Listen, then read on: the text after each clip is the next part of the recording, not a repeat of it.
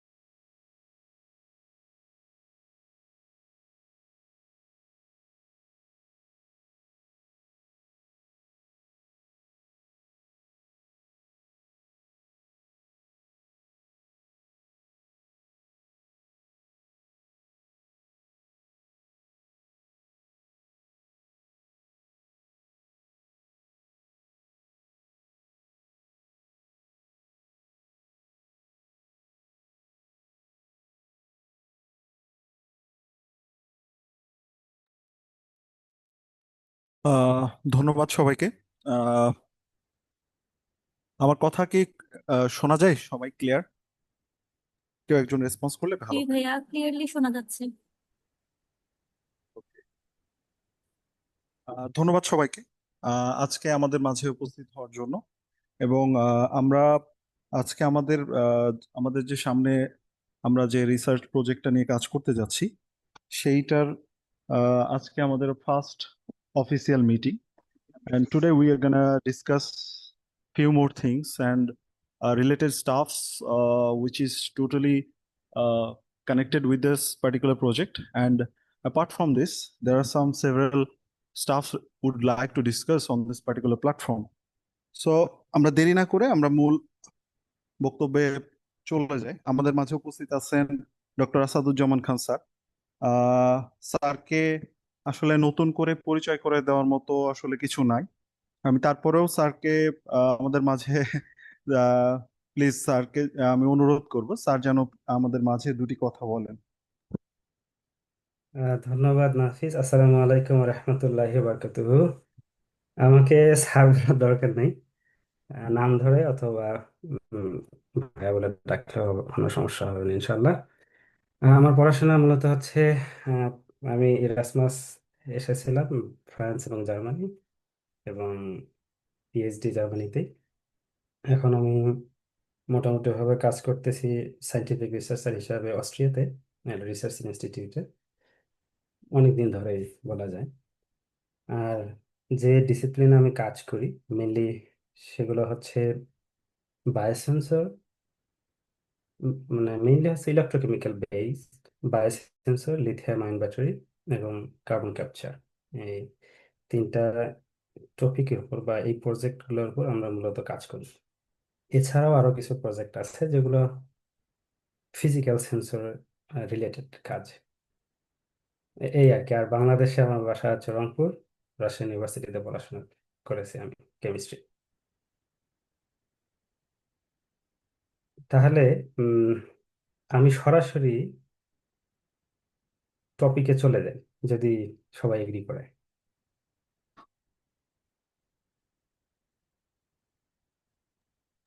জি sir, জি। হ্যাঁ, ওকে।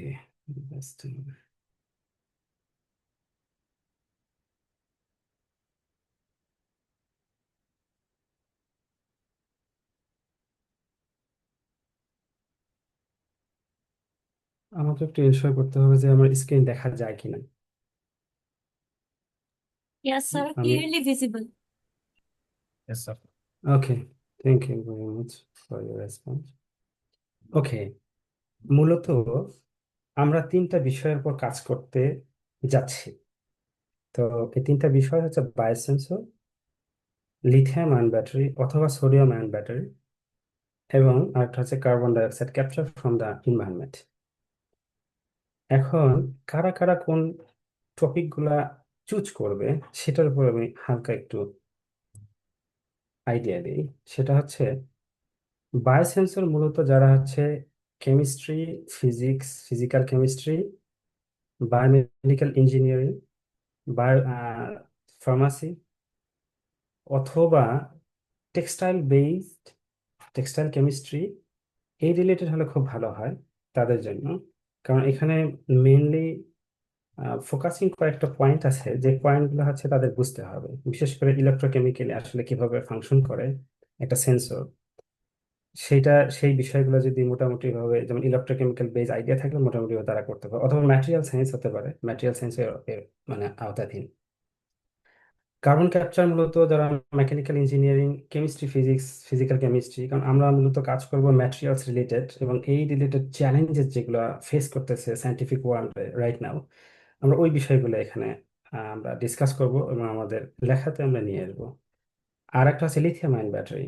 Lithium ion battery মূলত এটা ফিজিক্স, কেমিস্ট্রি, যারা হচ্ছে ইঞ্জিনিয়ারিং ব্যাকগ্রাউন্ড, ইভেন যদি মানে ম্যাটেরিয়াল সায়েন্স, অর্থাৎ এই কয়েকটা ডিসিপ্লিনের মানুষের কাজ করলে খুব ভালো হবে। এখন যারা অন্যান্য ডিসিপ্লিন, তারা যে করতে পারবে না তা না, তারা করতে পারবে, বাট একটু হার্ডওয়ার্ক করতে হবে। এখন তার আগে হচ্ছে আমার একটা বিষয়, মানে প্রিভিয়াস কিছু এক্সপিরিয়েন্সের কথা আমি বলে নিই, যে যারা নতুন এই জগতে, তাদের ক্ষেত্রে আমি যেহেতু কাজ করেছি এর আগে, তো সেক্ষেত্রে দেখা গিয়েছে যে কিছুদিন যাওয়ার পরে তারা স্ট্যামিনা হারিয়ে ফেলে, মানে স্ট্রেংথ হারিয়ে ফেলে, হয়তো বা লেখার অথবা বোঝার। কারণ সায়েন্টিফিক ওয়ার্ল্ডে কোনো কিছু রিপ্রেজেন্ট করা, কারণ আমরা যা লিখবো তার দুনিয়া সায়েন্টিস্টরা এখানে পড়বে।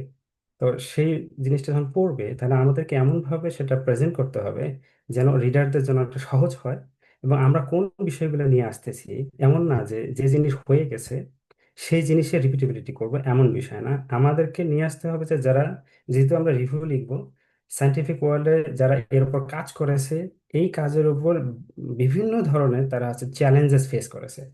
আমাদের কাজ হবে এই রকম চ্যালেঞ্জেস, যে কোনো একটা টপিকের উপর কি কি বিষয় ফেস করেছে সেগুলোকে তুলে আনা।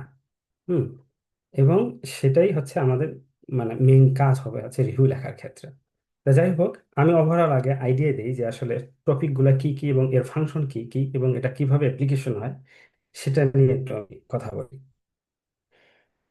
বায়োসেন্সর, মেইনলি বায়োসেন্সরে এটা যে কম্পোনেন্ট আছে হচ্ছে, বলা যায় হচ্ছে উম, তিনটা বা অনেকগুলো থাকতে পারে, কারণ মেইনলি একটা মানে প্রধান যেটা কম্পোনেন্ট আমরা বলবো এটা হচ্ছে রেসেপ্টর বলা হয়, বা ট্রান্সডিউসার। ট্রান্সডিউসার, এটার কাজ হচ্ছে, ট্রান্সডিউসারের কাজ হচ্ছে যেটা হচ্ছে সিগন্যালকে এমপ্লিফাই করবে, এবং এটা না, এমপ্লিফাই করার জন্য ওর নিচে আমাদের হচ্ছে ম্যাটেরিয়ালসকে ডেভেলপ করতে হবে। তো সেক্ষেত্রে আমাদের প্রধান কাজ আছে ম্যাটেরিয়ালস ডেভেলপ করা, এবং শুধু সেটাই না, যে আমরা যে ম্যাটেরিয়ালসে ডেভেলপ করব সেটার বায়ো কম্প্যাটিবিলিটি কীরকম হতে পারে, অ্যাপ্লিকেশন কীরকম হতে পারে, কোথায় আমরা এটা ইউজ করব, কোন টেকনিকে ইউজ করব, সেই জিনিসগুলো আমাদের জানতে হবে।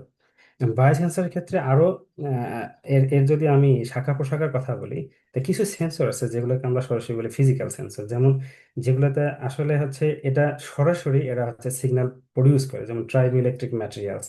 আমরা যদি ট্রাইবো ইলেকট্রিক সেন্সরের কথা বলি, যেমন হচ্ছে ব্রিথ সেন্সর, পালস সেন্সর, আমরা যদি হার্ট রেট হচ্ছে ডিটারমিন করতে চাই, তাহলে সেক্ষেত্রে আমাদের হচ্ছে ওই সেন্সরগুলো হচ্ছে খুবই ইফেক্টিভ। এখন আমরা যেহেতু কাজ করব বায়োসেন্সরের উপর, এবং মেইনলি সেটা হচ্ছে ফ্লেক্সিবল বায়োসেন্সর। তো ফ্লেক্সিবল বায়োসেন্সর মানে হচ্ছে যে বায়োসেন্সর গুলো আমরা সরাসরি ওয়্যারেবল গার্মেন্টস যেগুলো আছে সেগুলোতে ইউজ করতে পারবো। কিরকম, যেমন আমাদের টি শার্ট বা আমরা যেটাই পরি না কেন সেগুলোতে। এবং আমরা এটা পড়বো নন ইনভেসিভলি হচ্ছে মনিটর করার জন্য। নন ইনভেসিভলি যদি আমরা দেখা যাচ্ছে যে আহ, পূর্বে কোনো রকম বায়োফ্লুইডস এর কথা যদি বলি, যেমন হচ্ছে বায়োফ্লুইডস থেকে কোনো রকম মেটাবোলাইট, মেটাবোলাইট বলতে আমরা ধরি গ্লুকোজ, বা ডায়াবেটিস রোগের ক্ষেত্রে গ্লুকোজ, ল্যাকটেট, তারপরে হচ্ছে বিভিন্ন ধরনের ইলেকট্রোলাইটস। ইলেকট্রোলাইট গুলো কিরকম, যেমন সোডিয়াম, পটাশিয়াম, এগুলো ইমব্যালেন্স হয় বডিতে। তো আমরা যদি এগুলো ডিটেক্ট করতে চাই, তাহলে আমাদের ব্লাড থেকে কি করতে হবে, ডিটেকশন, ব্লাড স্যাম্পল নিয়ে ডিটেকশন করতে হবে। তো এখানে একটা চ্যালেঞ্জ আছে। চ্যালেঞ্জটা কিরকম, যে যদি বাচ্চাদের ক্ষেত্রে কোনো সমস্যা হয় বা অসুস্থ রোগী, তাদের ক্ষেত্রে ব্লাড কালেক্ট করা খুবই কঠিন হয়ে যায়, বিশেষ করে বাচ্চাদের।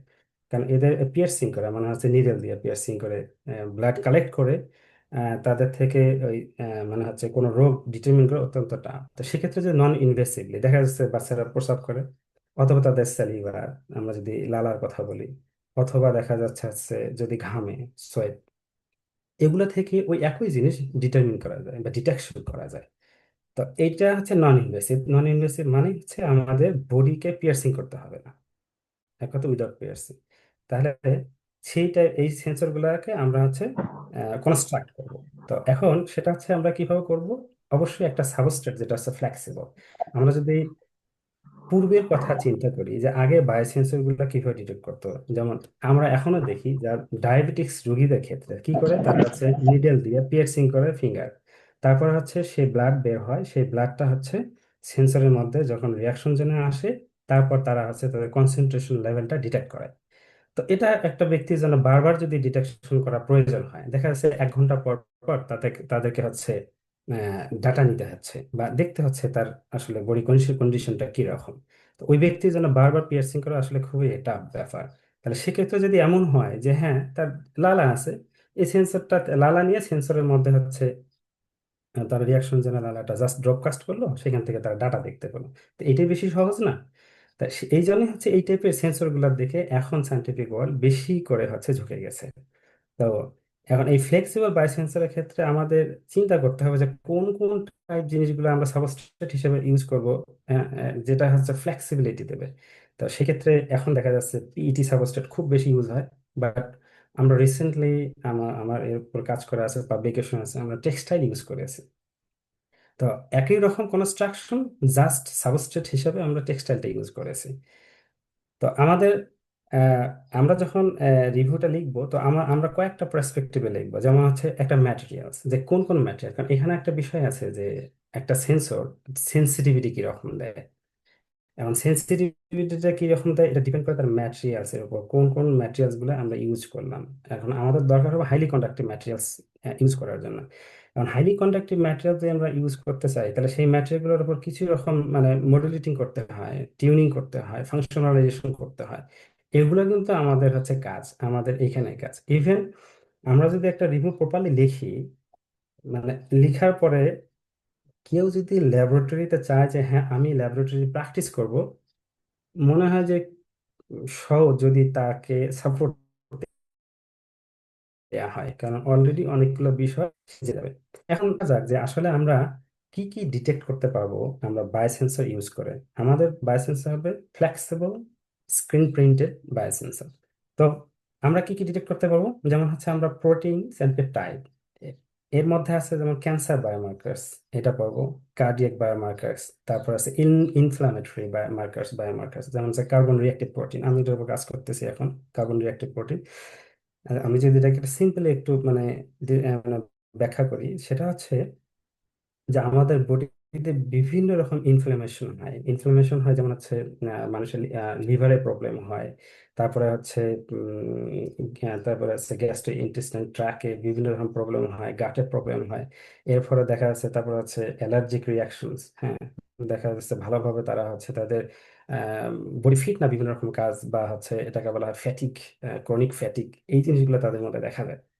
তো এখন এটার জন্য আমার দরকার হবে কি সি রিঅ্যাক্টিভ প্রোটিন, মানে আমরা তার লেভেলটা দেখবো যে কোন লেভেলে আছে। এই লেভেলটা হাই যদি থাকে, তাহলে ওই ব্যক্তির উপর আমাদের উনি উনি পরবর্তী ডায়াগনোস করে ডক্টরের কাছে যাবেন এবং গিয়ে চিকিৎসা নেবেন। এরপরে দেখা যাচ্ছে আমরা এই বায়োসেন্সর দিয়ে ডিটেক্ট করতে পারবো নিউক্লিক অ্যাসিড অর্থাৎ স্পেসিফিক জিনোম, এই টাইপের জিনিসগুলো আমরা এখান থেকে ডিটেক্ট করতে পারবো। এরপর হচ্ছে মেটাবোলাইট, আমার এরপর কাজ করা আছে মেটাবোলাইটের উপর, যেমন গ্লুকোজ ডিটেকশন করা, ল্যাকটেট। এখন গ্লুকোজ ডিটেকশন মানেই হচ্ছে ডায়াবেটিস, মানে যারা আছে ডায়াবেটিস রোগী আছে, তাদের হচ্ছে ওই লেভেল তা ডিটেক্ট করা, মানে গ্লুকোজ কনসেন্ট্রেশনটা ডিটেক্ট করা। দেখা যাচ্ছে যে আমি যদি সিম্পলি বলে, যারা না খেয়ে থাকে তাদের হচ্ছে below below 5 millimole per litre, এটা হচ্ছে বা মিলিমোল পার ডেসিলিটার, তাদের জন্য হচ্ছে এটা মানে এটাকে বলা সেফ জোন। কিন্তু যদি 6 ওভার করে, তাহলে তাদের ডায়াবেটিস আছে। তো এখন এটার জন্য আমাকে ডক্টরের কাছে যেতে হবে না। আমরা যদি হচ্ছে এই সেন্সর, আমাদের এই সেন্সর প্লাস হচ্ছে এর সাথে যে হচ্ছে ইলেকট্রনিক ডিভাইস, এটা আমরা যখন জাস্ট আমরা সোয়েট থেকে সোয়েট ড্রপ কাস্ট করব, আমরা রিডিং দেখব, এবং সেখান থেকেই আমরা বুঝতে পারবো যে আমাদের বডি কন্ডিশনটা কিরকম। আর একটা ল্যাকটেটের কথা বলি। ল্যাকটেট এটা একটা ভাইটাল বায়োমার্কার্স ফ্রম দ্য বায়োফ্লুইডস। এই ল্যাকটেট বিশেষ করে আমরা যখন দৌড়াদৌড়ি করি, তখন আমাদের ল্যাকটেট কনসেন্ট্রেশনটার মাত্রা বেড়ে যায়। এবং এটা যদি খুব বেশি বেড়ে যায়, তাহলে ইনস্ট্যান্টলি ওই ব্যক্তির স্ট্রোক হতে পারে, ব্রেন স্ট্রোক হতে পারে। তো এই ল্যাকটেট ডিটেকশন বিশেষ করে অ্যাথলেটস যারা, তাদের জন্য খুবই ইম্পর্টেন্ট, খুবই ইম্পর্টেন্ট। এই জন্য তো এটাকে বলা হয় যে কন্টিনিউয়াস মনিটরিং। অ্যাথলেটস এর ক্ষেত্রে ল্যাকটেট ডিটেকশন কথা কন্টিনিউয়াসলি মনিটরিং, মানে এমন সেন্সর থাকবে যে উনি যে দৌড়াচ্ছেন এবং দৌড়ানোর প্রতি সেকেন্ডে ডাটা রিড রিড হবে। রিড হবে, এবং সেই ডাটা দেখে বোঝা যাবে যে যদি সে কোনো কম্পিটিশনে যায়, তাহলে সেই কম্পিটিশনে উনি কতটা ক্যাপেবল হবে। ল্যাকটেট কনসেন্ট্রেশন যদি খুব বেশি হাই হয়, তার ব্যক্তি হার্ট অ্যাটাক করে মারা যেতে পারে, ব্রেন স্ট্রোক করতে পারে। আর অনেক ধরনের সমস্যা হতে পারে যদি দেখা যাচ্ছে। আবার ল্যাকটেট কনসেন্ট্রেশন অতিমাত্রায় কমে যায়, তাহলে ক্রনিক ফ্যাটিক, মানে দুর্বলতা অনুভব করবে, কাজে ভালো মনোযোগ আসবে না, ভালো লাগবে না, ওভারঅল এইগুলা। তারপরে আছে ইলেকট্রোলাইট। আমরা যদি ইলেকট্রোলাইট, সোডিয়াম, পটাশিয়াম ক্লোরাইড বা আদার্স, ম্যাগনেসিয়াম, খুবই ভাইটাল মানে এলিমেন্টস আমি বলবো বায়োফ্লুইডস এর ক্ষেত্রে। এখন এই ইলেকট্রোলাইটস, মেটাবোলাইটস, প্রোটিন, পেপটাইড, সবকিছুই কিন্তু আমরা সোয়েটেও পাবো, ব্লাডেও পাবো, স্যালিভাতেও পাবো। কিন্তু বিষয় হলো যে ব্লাডের ক্ষেত্রে এই এটা বলবো কনস্টিটিউয়েন্টস গুলার কনসেন্ট্রেশনের মাত্রা অনেক বেশি থাকে, কিন্তু সোয়েটের ক্ষেত্রে কনসেন্ট্রেশন মাত্রা কম থাকে। সেক্ষেত্রে আমাদের সেন্সর, এই যে বললাম ট্রান্সডিউসার, এই যে ব্লাড, যেটা এটাকে বলে আমরা, মানে এই রিয়াকশন যেটা পুরোটাকে আমরা বলবো ট্রান্সডিউসার। আমাদের এই ম্যাটেরিয়ালটা সেরকম হাইলি সেন্সিটিভ ম্যাটেরিয়াল মানে হিসাবে ডেভেলপ করতে হবে। যদি আমরা ডেভেলপ করতে পারি, তাহলেই আমাদের ওই সেন্সর গুলা যদি low concentration, low level of concentration বা লো লিমিট অফ ডিটেকশন বলা হয়, এই টাইপের যদি কোনো রকম বায়োফ্লুইডস বা কোনো রকম কনস্টিটিউয়েন্টস আমাদের ডিটেকশন করার দরকার হয়, তাহলে আমরা ডিটেক্ট করতে পারবো। এরপরেও আমরা কি দেখতে পাবো যে আমাদের বডির পিএইচ, হ্যাঁ পিএইচ, তারপরে আমাদের মানে সেন্সর বলে দেবে যে এটা সোয়েট না এটা ব্লাড। কারণ বিশেষ করে মিলিটারি একাডেমিতে, মিলিটারিরা যখন বাইরে অপারেশন করতে যায়, ওনাদের কাছে মানে খুব সফিস্টিকেটেড কোনো ডায়াগনোসিস ডিভাইস থাকে না, যেখান থেকে তারা ডিটারমিন করতে পারবে কি সমস্যা হয়ে গেছে। যেমন যদি এমন হয় যে একজন সৈনিক বা সোলজারের ব্লাড বের হচ্ছে অনেক বেশি, তো সেই অনেক বেশি বের হয়ে গেলে এনিমিয়া হতে পারে এবং ওনার মৃত্যুর আশঙ্কা বেশি থাকতে পারে। সেক্ষেত্রে সেন্সর ইনস্ট্যান্টলি ডিটেক্ট করে দিবে যে তার এটা ব্লাড। কারণ ওনার যদি এমন হয় যে কোনো ক্যানেল বা কোথাও দিয়ে পার হয়ে যাচ্ছে, ব্লাড ফ্লো, মানে ওনারা ডিটেক্ট করতে পারতেছেন ব্লাড ফ্লো নাকি ক্যানেলের নর্দমার সেই খারাপ পানিগুলো, তো এই সেন্সর কি করবে, সেগুলো ডিটেক্ট করবে। সেখান থেকে তারা তাদের পরবর্তীতে ডিসিশন নিতে পারবে যে কি করতে হবে। তো ওভারঅল বায়োসেন্সর এটা হিউজ ফাংশন, এবং প্রত্যেকটাই এক একটা কাজ এখানে। তো অনেকগুলা আমি, যেমন ইলেকট্রোলাইটের উপর কাজ করেছি, সোডিয়াম, পটাশিয়াম, তারপরে পিএইচ, তারপরে মেটাবোলাইটস, প্রোটিনের মধ্যে পেপটাইডস এর মধ্যে মানে inflammatory biomarkers, carbon reactive protein, এর হিউজ স্টাডি আছে। ইভেন প্রত্যেকটা অ্যানালাইটস যদি বলি, এর ডিফারেন্ট ডিফারেন্ট টেকনোলজি আছে ডিটেক্ট করার ক্ষেত্রে। তো সেই ক্ষেত্রে যেটা কাজ করতে হবে, যেমন টেকনিক গুলো জানতে হবে যে কোন কোন টেকনিকে আসলে ডিটেকশন করা যায়। কারণ আলটিমেট এটাই দুইটা আরেকটা ফাংশন, মানে মানে ভাইটাল ফাংশনের মধ্যে আরেকটা ফাংশন আমি বলবো। তো এই বায়োসেন্সরের মোটামুটি আমাদের ওভারভিউ। আর এরপরে যেগুলো বায়োসেন্সর, এগুলো এখন না, আমি এগুলো ইয়ে করে রাখছি, কারণ আলটিমেট যদি কাজ, যারা যারা গ্রুপে কাজ করবে, আমি থিওরিটিক্যালি এবং প্র্যাকটিক্যালি জানা, এমন না যে থিওরি আলাদা প্র্যাকটিক্যাল আলাদা, এরকম না, যে থিওরি এবং প্র্যাকটিক্যাল এটা যেন কোরিলেটেড হয়, যেন এখান থেকে গিয়ে তারা সেন্সর ওই লেভেলের, ওই ডাইমেনশনে, ওই জিওমেট্রিতে তারা সেন্সর কনস্ট্রাক্ট করতে পারে। এটা কনস্ট্রাক্ট করে তারা অ্যাপ্লিকেশন লেভেলে যেতে পারে। তো এটা বায়োসেন্সর। আমি কিছু টেকনিকের কথা বলি, যেমন এই আমরা মানে কোন কোন টেকনিক গুলো ইউজ করে আসলে ডিটেক্ট করা যায়। তার মধ্যে একটা সাইক্লিক ভোল্টামেট্রি। এটা যেমন এটা একটা মানে ভোল্টামোগ্রাম, বা এই ফিগারটাকে বলা হচ্ছে ভোল্টামোগ্রাম। আহ, এই সাইক্লিক ভোল্টামোগ্রামের মাধ্যমেও আমরা কনসেন্ট্রেশন ডিটেক্ট করতে পারবো বায়োসেন্সর, বায়োফ্লুইডস থেকে মেটাবোলাইট, ইলেকট্রোলাইটস, এন্ড আমরা যদি বলি পিএইচ। এছাড়াও আরো কিছু টেকনোলজি আছে, যেমন এটাকে বলা হয় অ্যাম্প্রোমেট্রিক টেকনিক। হ্যাঁ, যে অ্যাম্প্রোমেট্রিক টেকনিকের মধ্যে এটাতে হচ্ছে current with respect to the time. এরপরে হচ্ছে লিনিয়ার সুইপ ভোল্টামেট্রি, ডিফারেনশিয়াল পালস ভোল্টামেট্রি। এই মোটামুটি কয়েকটা টেকনোলজি এখানে ইউজ হয়। হ্যাঁ, আরেকটা আছে যে হচ্ছে ইলেকট্রোকেমিক্যাল ইম্পিডেন্স স্পেকট্রোস্কোপি। এখন আরেকটা বিষয় হচ্ছে আমাদের চ্যালেঞ্জিং একটা বিষয়, যে এই বায়োসেন্সর গুলো যখন আমরা ইউজ করি, তো আমরা যখন মেটাবোলাইটস, ইলেকট্রোলাইটস এবং নিউক্লিক অ্যাসিড বা পিএইচ আমরা যেটাই ডিটেকশন করতে যাই না কেন, আমাদের আলটিমেট একটা হচ্ছে সিলেক্টিভ, আমরা বলো বায়ো রিকগনিশন মলিকুলস বলে, যেটা আছে যে আমি যদি গ্লুকোজ ডিটেকশন করতে যাই, তাহলে এমন একটা এনজাইম লাগবে যেই এনজাইমটা হচ্ছে গ্লুকোজকে হচ্ছে ডিসোসিয়েট করবে, অথবা ওকে হচ্ছে অক্সিডাইজ করবে, এরকম এনজাইম লাগবে। তো এটাকে বলা হয় এনজাইমেটিক বায়োসেন্সর। অর্থাৎ আমরা একটা এনজাইম ইউজ করব, যেই এনজাইমটা স্পেসিফিক একটা হচ্ছে বায়ো রিকগনিশন মলিকুলকে ডিটেক্ট করবে। যেমন হচ্ছে গ্লুকোজ অক্সিডেজ, এর কাজে শুধুমাত্র গ্লুকোজকে হচ্ছে ডিটেক্ট করবে।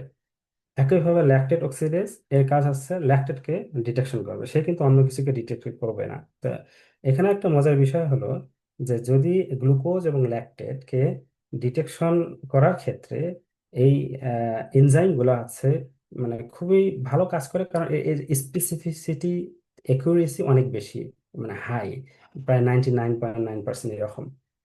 আবার আমরা এনজাইম ছাড়াও এগুলোকে ডিটেক্ট করতে পারবো। তো সেক্ষেত্রে আমাদের হচ্ছে এটাকে বলা হয় নন এনজাইমেটিক বায়োসেন্সর। এবং এক্ষেত্রে আমরা হচ্ছে টেকনিক ডিফারেন্ট ইউজ করব, যে ক্ষেত্রে যে টেকনিকগুলো আসলে আলটিমেট রিডাকশন অথবা অক্সিডেশন রিয়াকশনের প্রয়োজন হবে না। তো এই টেকনিকের মধ্যে একটা হচ্ছে ইলেকট্রোকেমিক্যাল ইম্পিডেন্স স্পেকট্রোস্কোপি। এবং এটার মাধ্যমে মাধ্যমে আমরা হচ্ছে এনজাইম ছাড়াই এই সব কিছুকে আমরা ডিটেক্ট করতে পারবো মোটামুটি ভাবে, কিন্তু এর স্পেসিফিসিটি একটু কম, রিলায়েবিলিটি একটু কম। তো এই হচ্ছে মোটামুটি বায়োসেন্সর। আচ্ছা, আমি একটু বলে দেই, এটা হচ্ছে এটা হচ্ছে সাইক্লিক ভোল্টামোগ্রাম। এরপরে হচ্ছে এগুলো হচ্ছে অ্যাম্প্রোমেট্রি। আর ফাইনালি এই ফিগারটা হচ্ছে ইলেকট্রোকেমিক্যাল ইম্পিডেন্স স্পেকট্রোস্কোপি। তো বায়োসেন্সরের উপর যদি কোনো কোশ্চেন থাকে, তাহলে আমরা এখানে আমি ইনশাল্লাহ আলোচনা করা যেতে পারে, না হলে আমি পরের টপিকে চলে যাব।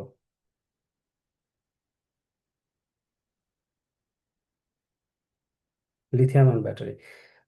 আহ আমি ধরে নিচ্ছি এখন কোনো প্রশ্ন নাই, তা এখন লিথিয়াম আয়ন ব্যাটারি। তা লিথিয়াম আয়ন ব্যাটারি, এটা আমার একটা পিএইচডি টপিক ছিল। তো লিথিয়াম আয়ন ব্যাটারিতে মেইনলি এর ফাংশনটা কি, এবং আসলে আমরা কোন দিকে এর কাজ করব। এখন সায়েন্টিফিক ওয়ার্ল্ডের মধ্যে লিথিয়াম আয়ন ব্যাটারির ক্ষেত্রে, যেটা লিথিয়াম আয়ন ব্যাটারি হচ্ছে হাই এনার্জি ডেন্সিটি প্রডিউস করে। অর্থাৎ lithium ion battery long term, মানে দীর্ঘ সময় ধরে যাচ্ছে এই মানে হচ্ছে এর লাইফ টাইম বা সাইকেল লাইফ দীর্ঘ সময় ধরে পাওয়া যায়।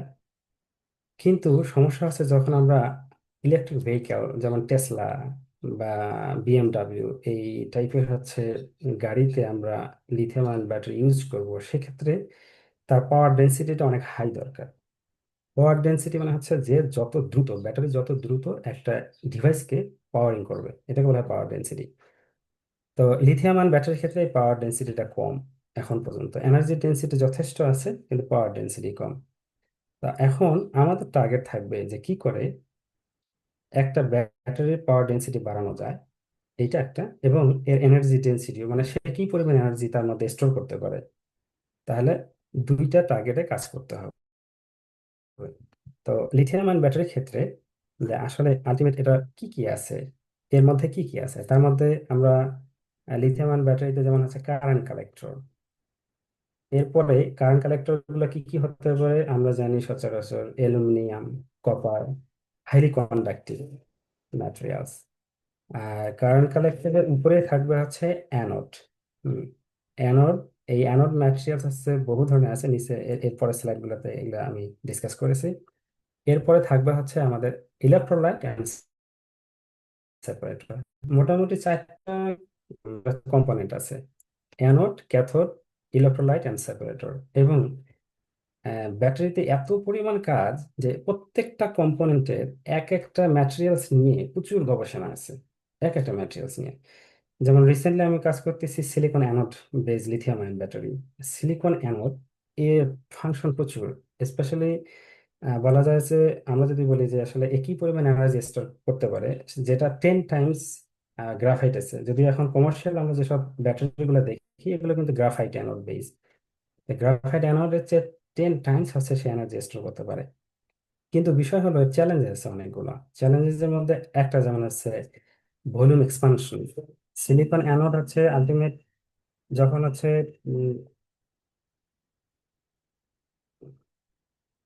সিলিকন অ্যানোড বিশেষ করে হচ্ছে সরি,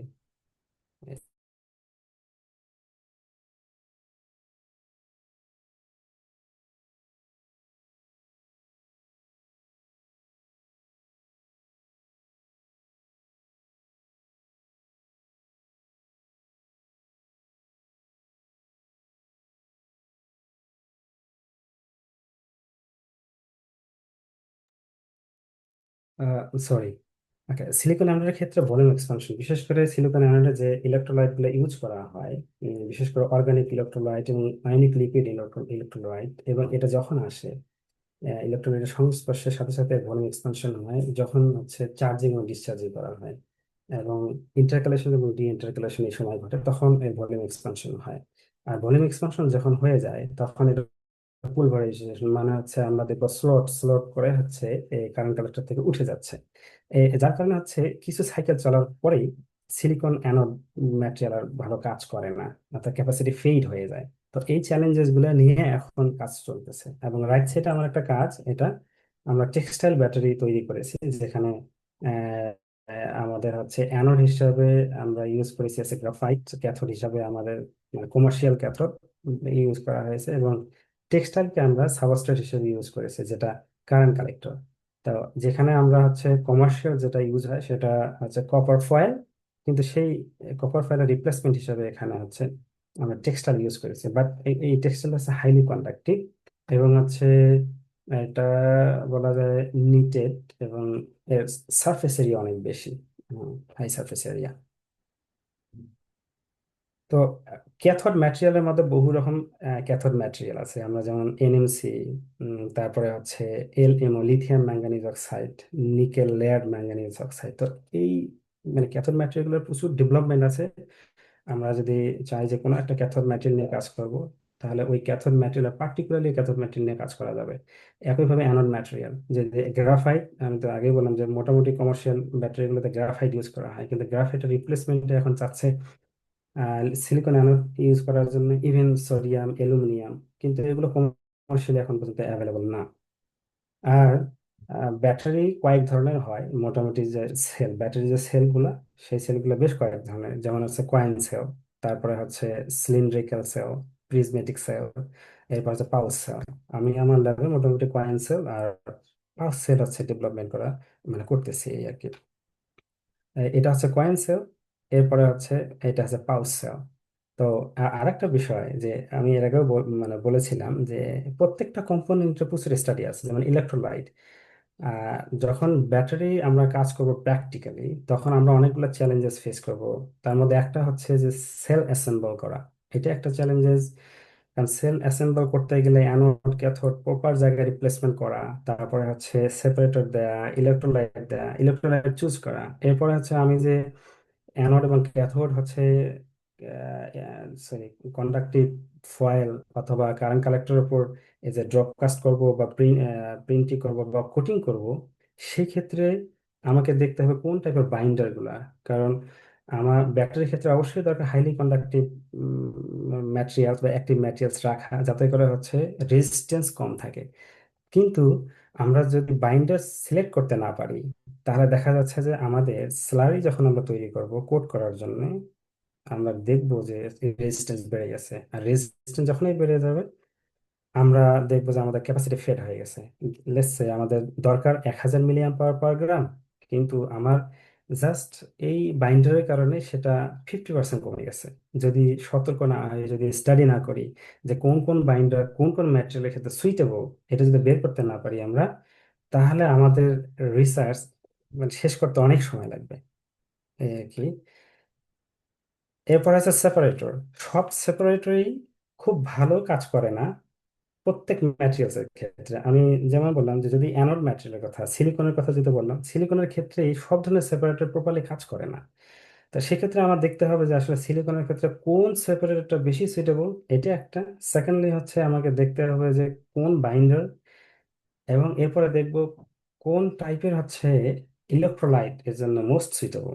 এরপরে সেগুলোকে নিয়ে আমি অ্যাসেম্বল করব। অ্যাসেম্বল করার পর আমি যখন টেস্ট করব, তখন আমি দেখব যে আসলে আমাদের হচ্ছে ব্যাটারি ফাংশন করে কিনা। এবং টেস্টের ক্ষেত্রেও বিভিন্ন রকম প্যারামিটার আছে, সেগুলো আমাদের স্টাডির বিষয় আসবে।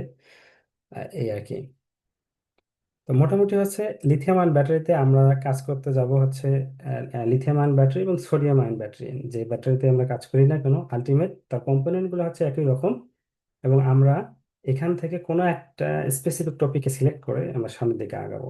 আর আমি সেটা সিলেক্ট করে দেবো যে আমরা কোন দিকে আগাবো, এবং এখন আসলে রিসেন্ট সাইন্টিফিক ওয়ার্ল্ডে কোনগুলোর বেশি বেশি পরিমাণ কাজ হচ্ছে। আচ্ছা, এরপর যদি প্রশ্ন না থাকে আমি কার্বন ক্যাপচারের ক্ষেত্রে চলে যাই, এই ফিল্ডে। আহ, প্রসাদ স্যার, আমি কি একটু প্রশ্ন করতে পারি? হ্যাঁ, শিওর। আচ্ছা, ফার্স্ট অফ অল সরি, আমি একটু পাবলিক প্লেসে আছি তো একটু ব্যাকগ্রাউন্ড হচ্ছে। আচ্ছা, প্রথম কথা স্যার, এখানে আমার একটা প্রপোজাল আছে। If I am allowed to make it to you, is it hmm, possible? sure. Okay. So for instance, আমার যে প্রপোজালটা, সো আমি রিসেন্টলি এই আপনার গ্রাফিন ইন্টারকালেটেড ও গ্রাফিন ডোপড কম্পাউন্ড দিয়ে হচ্ছে আপনার অ্যানোড ম্যাটেরিয়াল স্টাডি করতেছি, হুম, and আপনার lithium intercalation and lithium delithiation and diffusion in the surface এটা স্টাডি করতেছি আর কি। And I have this idea, for instance, lithium titanate oxide, like you said, আর হচ্ছে যখন লিথিয়াম ডিলিথিয়েট করে তখন হচ্ছে আপনার অক্সিজেন, এই যে স্ট্রাকচারাল যে চেঞ্জটা হয় আপনার সেলে, হুম, it causes more oxygens to just go away and degrades your electron.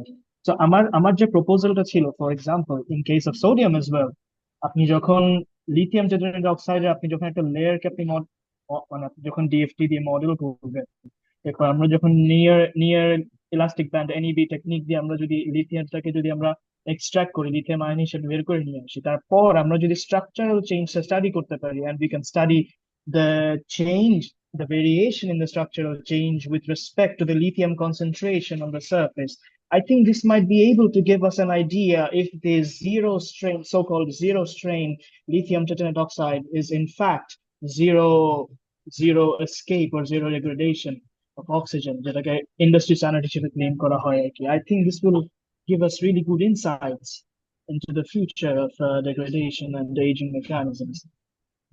What are your yeah. thoughts on this? Yeah, no, you're absolutely right. But the problem is that actually you have to study lots about that using the different characterization technique to see the gas evolutions of this, the electron materials, the DEMS or EEMS also. So So, it could be, you're absolutely right, it could be. If you study about that and if you see this interstitial sites of this, mm, intercalation and mm, intercalation and degradation of the structure, and if mhm. you think that it's actually stable, then it's okay. Yeah, for example, we can have a look at the formation energies of the Mm. defects when the lithium goes away. That can be a second perspective of the degradation study, and the first can be, of course, the structural changes which leads to more degradation. So, yeah, that is all I had to say. This, I don't know this if this is feasible, but this could be a possible study. Yes. Yeah, of Yeah, course. thank you. Yeah, of course. Yeah, you're welcome. Okay, then we can go through the direct air capture. For the direct air capture, mainly আমরা এখানে হচ্ছে